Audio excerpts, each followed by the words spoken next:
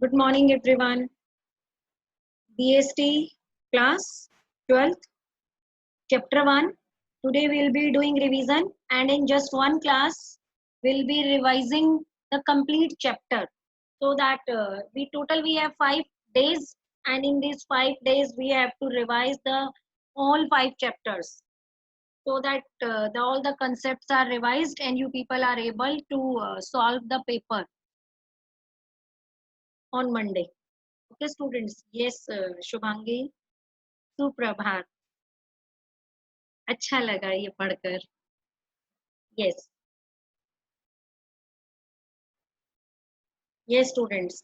So chapter 1 was all about the nature and significance of management, if you remember. Okay. So first is the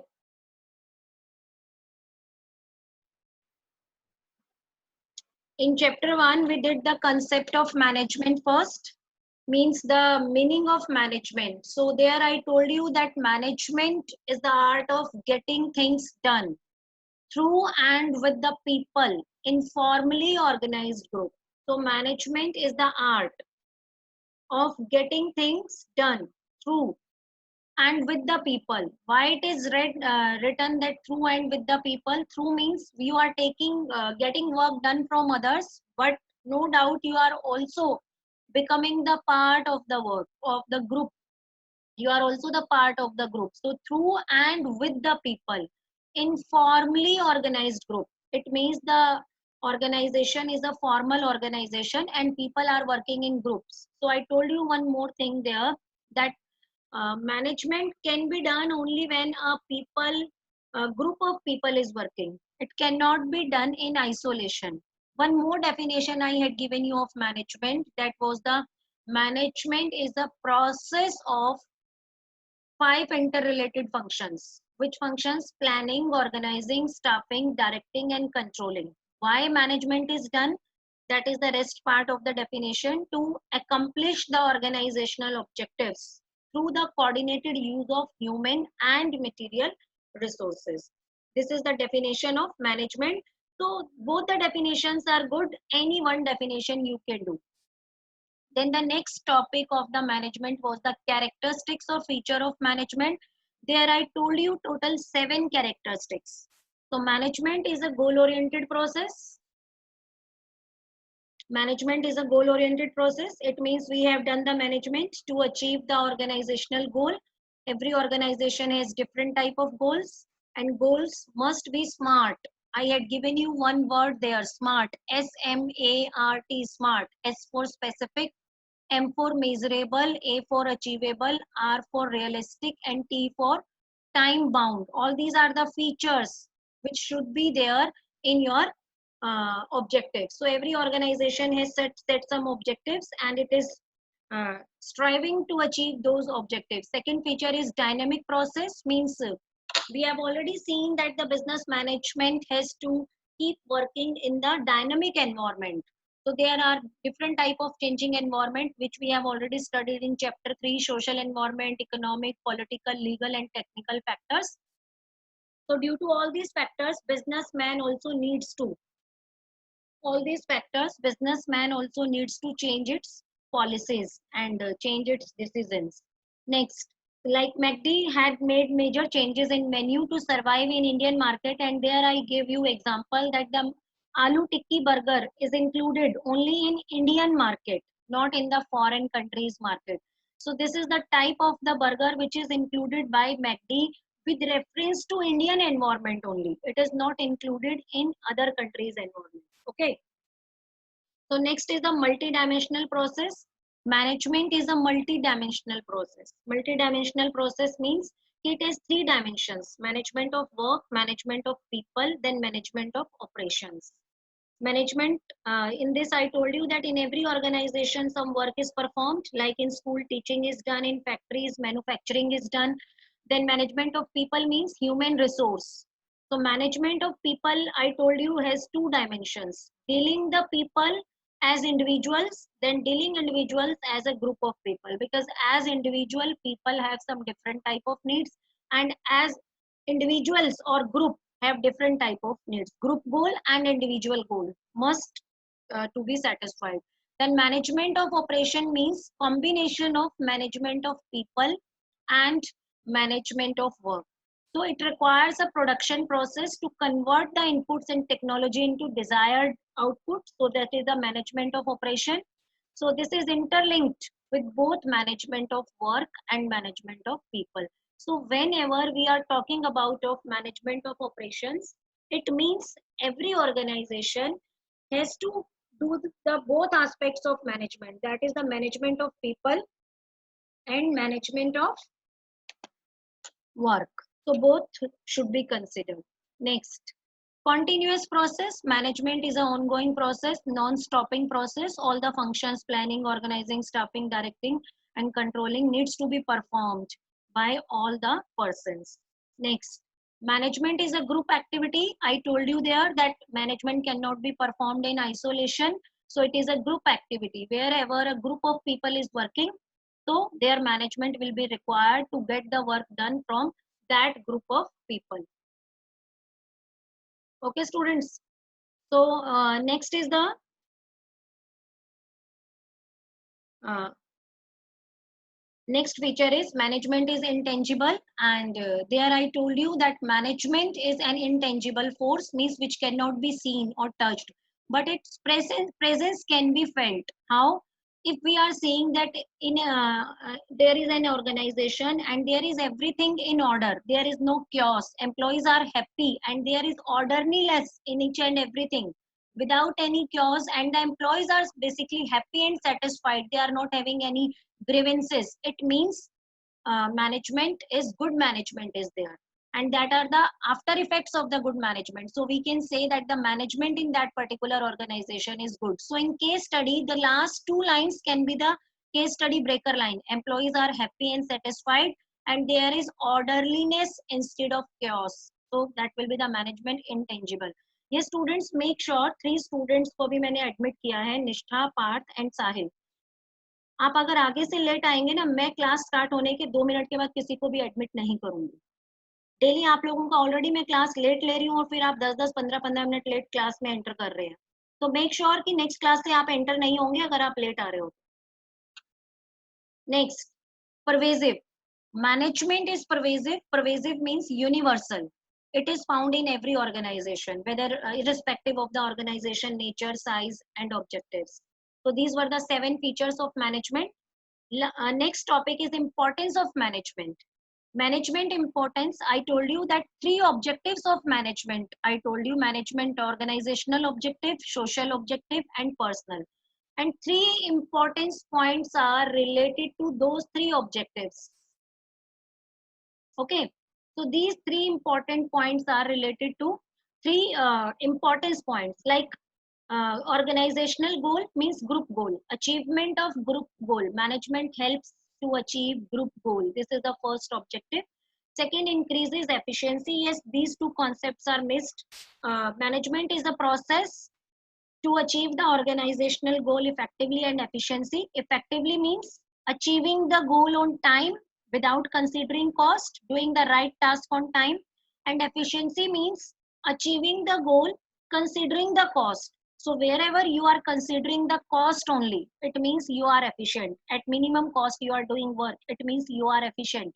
And if you are not considering the cost but you are considering just the completion of the goal on time, so wherever time is talked about, it means the manager is effective. Wherever cost is talked about, it means the management is efficient. So a manager should be both efficient and effective. So management increases efficiency because while doing the good management, all the resources will be properly utilized. Right person will be given the right duty. There will be no wastage and overlapping of the resources. So ultimately, it will be increasing the efficiency of the organization. And efficiency means at the producing more output with the same input, or producing same with the lesser input, means you are efficient. Creates dynamic and organization because management changes its policy keeping in mind the changes in the environment, business environment. So management creates a dynamic organization, so that dynamic organization means not a static organization, not a rigid organization. Flexibility is there. Depending on the situation of the environment, you can change your plans and policies. Helps in achieving personal objective. Every employee in the organization has entered with his own personal goal or objective. So management creates such an environment where the employees will be able to achieve their own personal objectives. Okay. So next is the helps in development of society. It means fulfilling of the social responsibility with the help of the management. When the management is good, then they must be getting profits. And if they are getting profits, then they will be able to achieve the organizational goal, as well as now they will be able to spend more on the social welfare. So helps in development society. How management helps in development society? By creating more and more job opportunities, by doing the social welfare activities, like giving jobs to the physically challenged people, upkeep of the parks, or adopting of a slum area, and doing the beautification of that particular area, and making the giving donations for the child welfare and for the widow welfare. So all such type of are the organizational objectives. Okay, students. So all these are the example of organizational objectives. Wait a minute.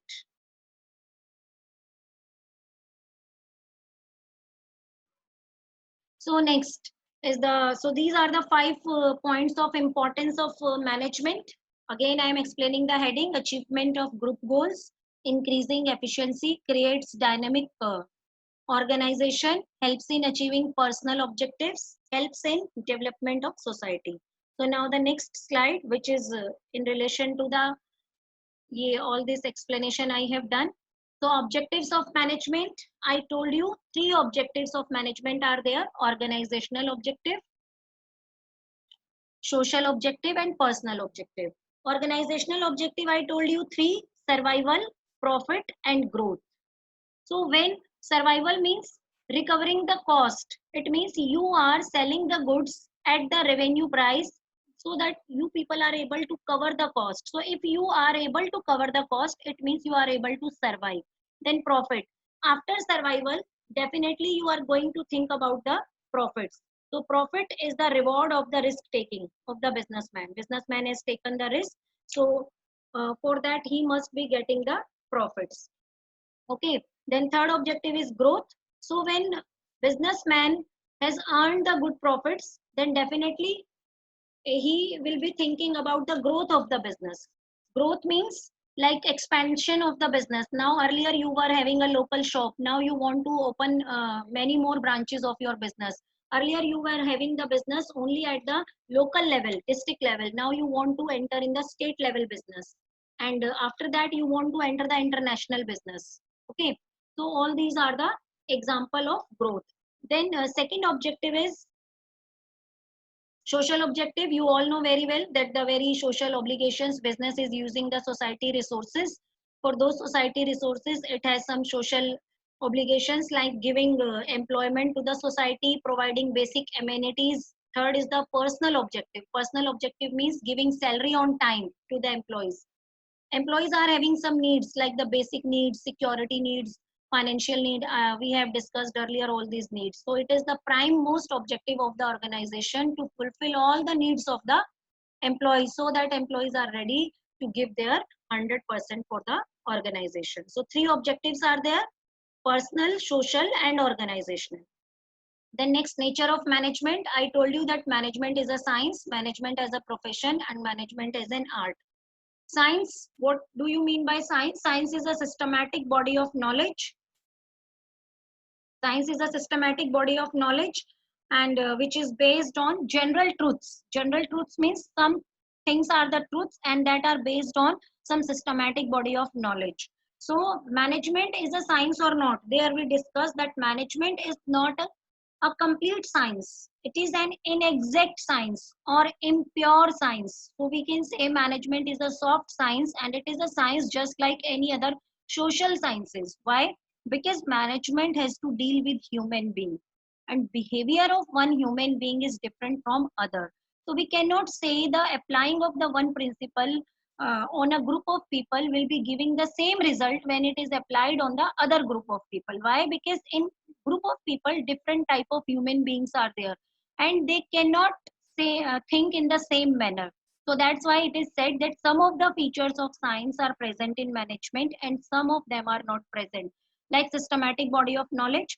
So science has a systematic body of knowledge. Knowledge is there, theories are there, principles are there. So in management also there are some principles, like science has a principle law of gravitation. So whenever you will be applying that law, you will be having the same result in each and everything. So management is also a systematic body of knowledge, and management also has its principles like we have studied in chapter 2. Then science principles are based on uh, observation and experimentation, and they are formed in the laboratories after doing the many observations. So management principles are also developed over a period of time. Not they are not the result of overnight efforts. But since it deals with human behavior, so results are not so exact. But in science principle, whenever we will be applying science principle, every time we will be getting the same result, but in management we will not be getting the same result. Universal validity. So the two features out of those, first was present and second is not present. Then universal validity, management principles, science principles are having universal validity. Universal validity means they will be holding true under each and every situation, like principle of gravitation. So if we are applying this principle on a chair, on a person, on an apple, then everything we will be getting the same result, and that will be holding true. So principle of management are not universal, they have to be modified according to the situation. We have studied this in that management principles are general guidelines. General guideline means they are just showing us a path.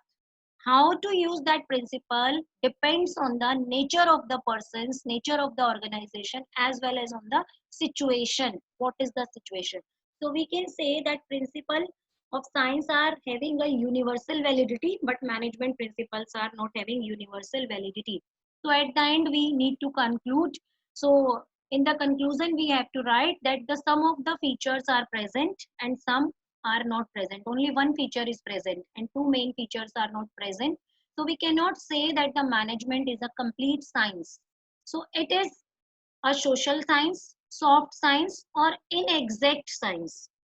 So next is the management as an art. An art, what is the art? I told you that art is the skillful and personal application of existing knowledge to achieve desired results. Yes, personalized application of knowledge. So every artist has some knowledge, and how he is going to apply that knowledge, that is his own personal way.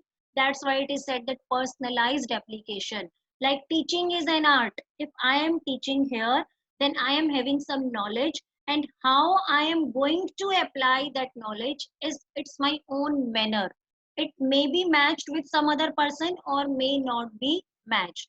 Suppose there are 500 teachers of accountancy in a particular locality, so all will be having the same qualification to teach the accountancy subject, but the method, the way of their teaching will be definitely different. So why? Because that is a personalized way or manner to use the skillful knowledge. So now we have to analyze whether the management is art or not.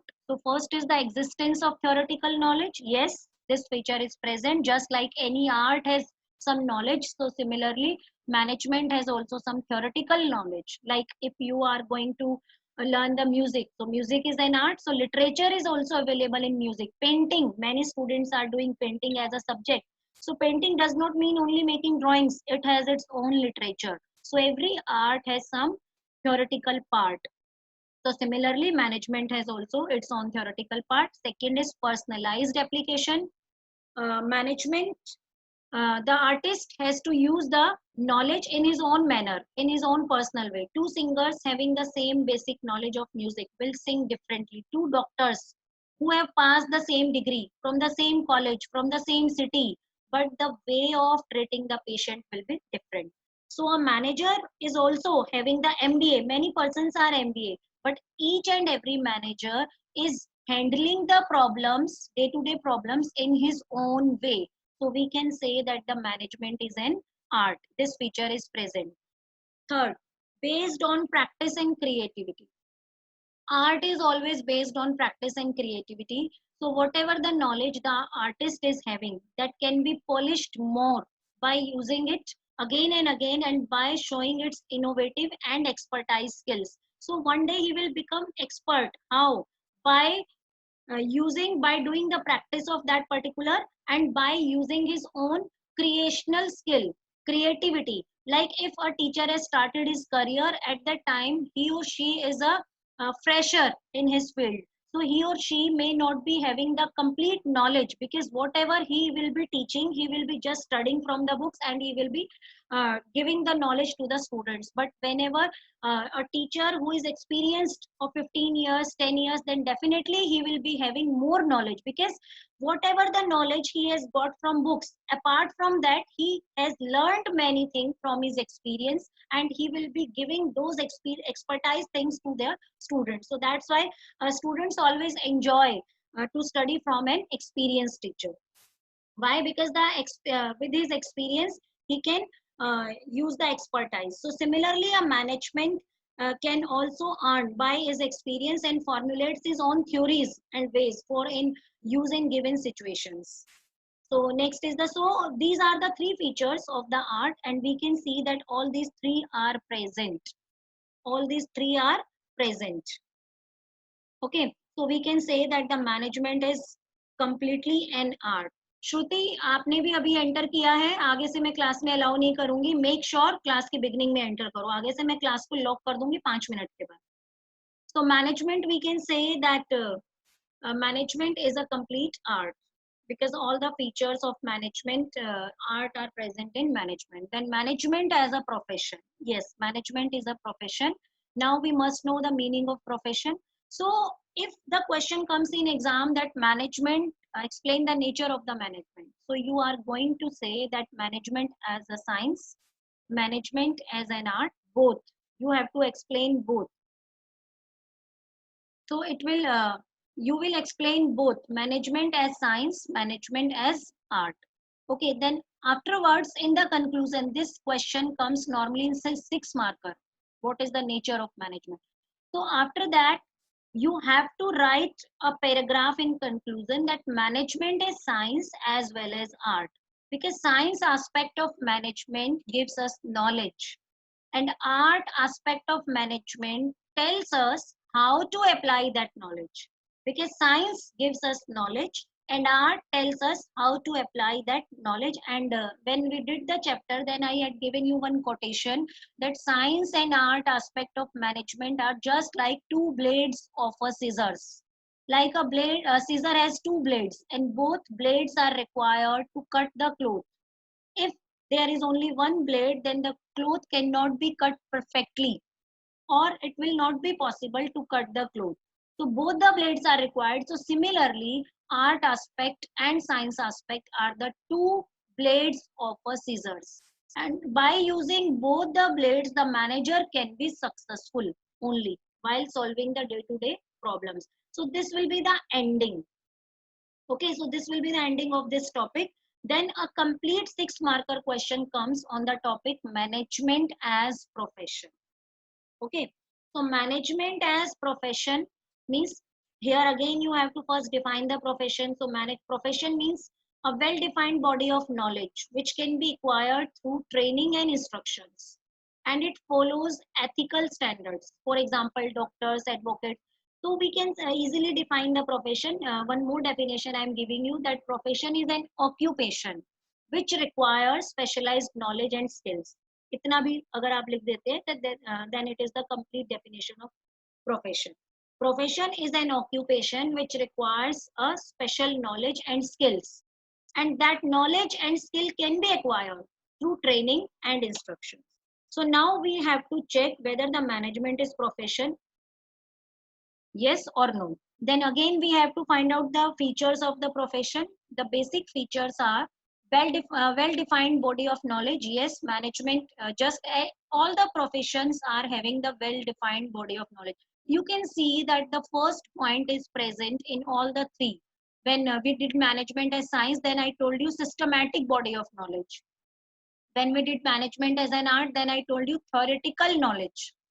And here, well defined body of knowledge. So in all the three headings or topics, first part is related to the knowledge, and this first feature is present in also every profession has its own knowledge, own theory, and which can be required through instructions. So similarly, management has also its own knowledge, and nowadays it has become a discipline in which you can get the bachelor's degree like BMS, bachelor's in management studies. There you are going to study only management subject.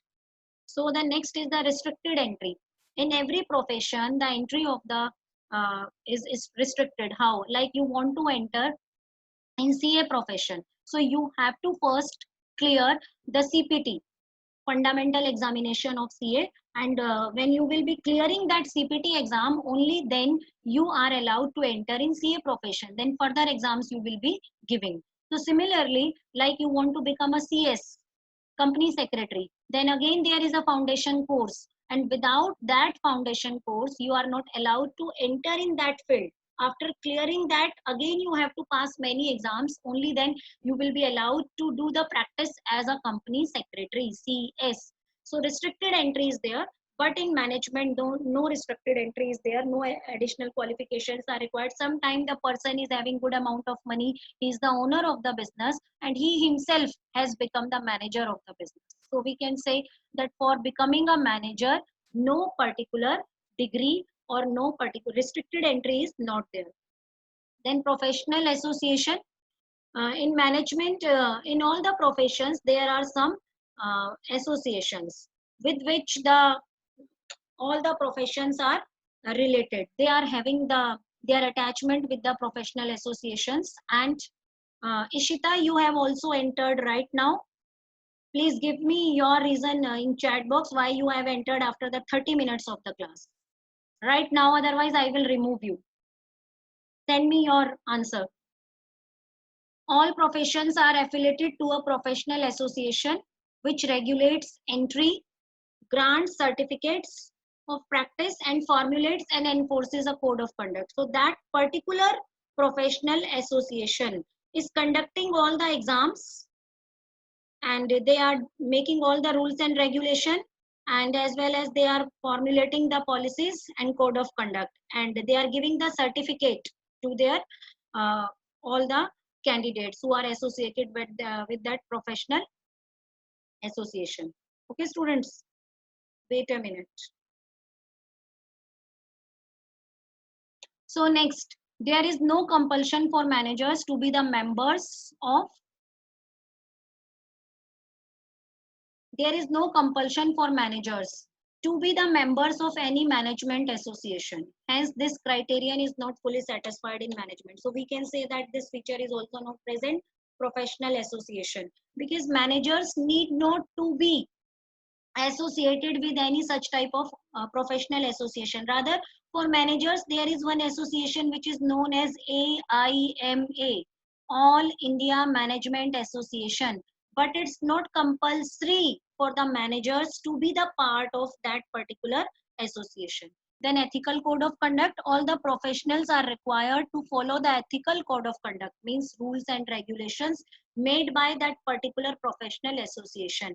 But for managers, as there is no professional association, so how can be ethical code of conduct there? So there is no ethical code of conduct. No doubt AIMA has made its own ethical code of conduct, but it's not compulsory for the managers to follow that code of conduct.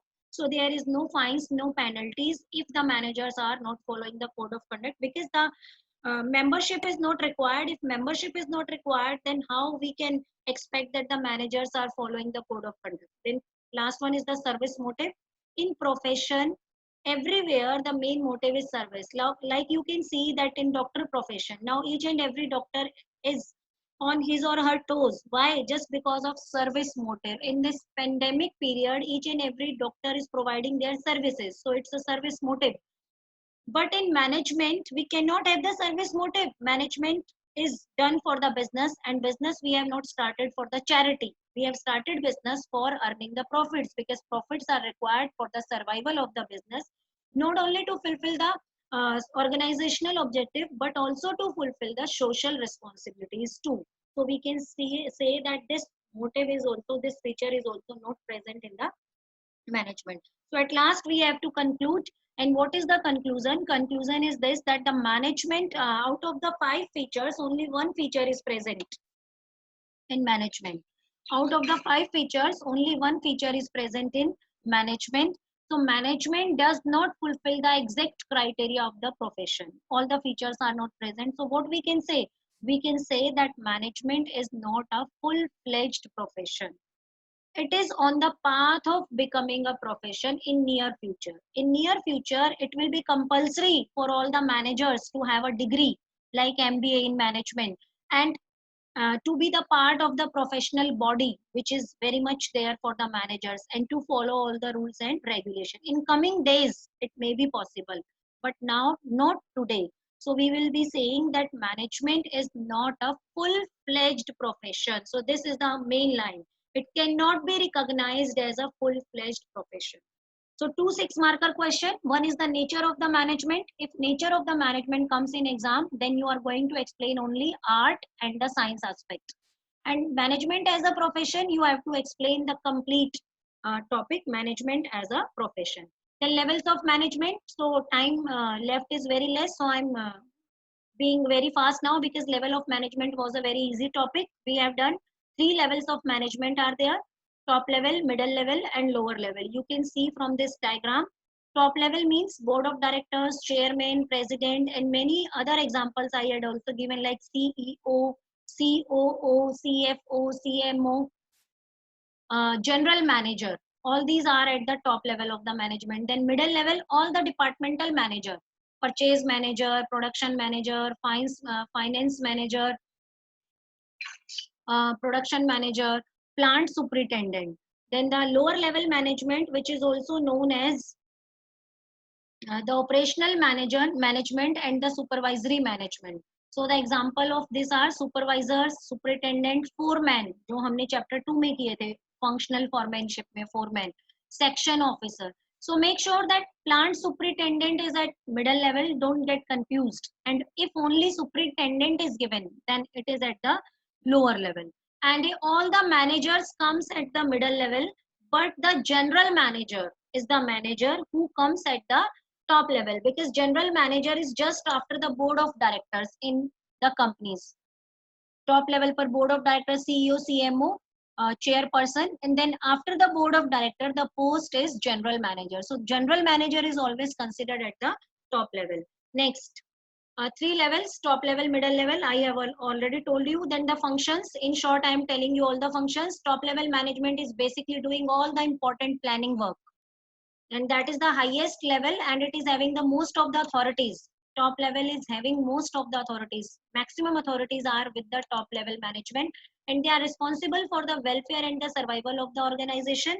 And they are what are the functions? Framing policies, organizing function, key appointments. All the CEO, CMO, general manager, all the important persons of the organization are appointed by the top management, doing the complete controlling. And most important, one more thing, they are also keeping a relation with the outside world.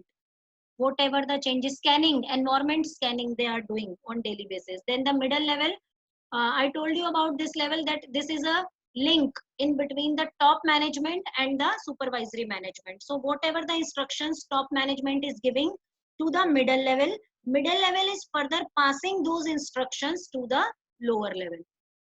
Okay students? Okay, Ishita. So next is the consist of responsible implementing, and one more other thing they are doing.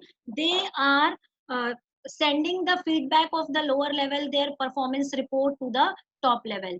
They are also taking all the decisions regarding their own department. Like production manager is working at the middle management, so he is responsible for all the work under his department, as well as he is coordinating with the other department also. So interdepartmental coordination they are also setting up.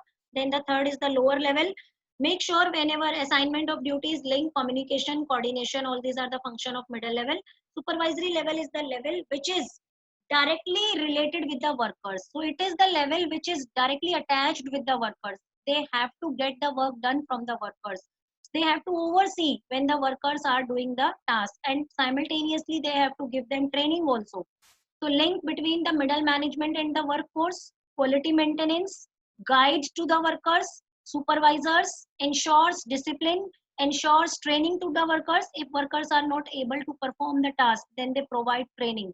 Ensure safety measures to the workers so that no accidents are happened at the machine.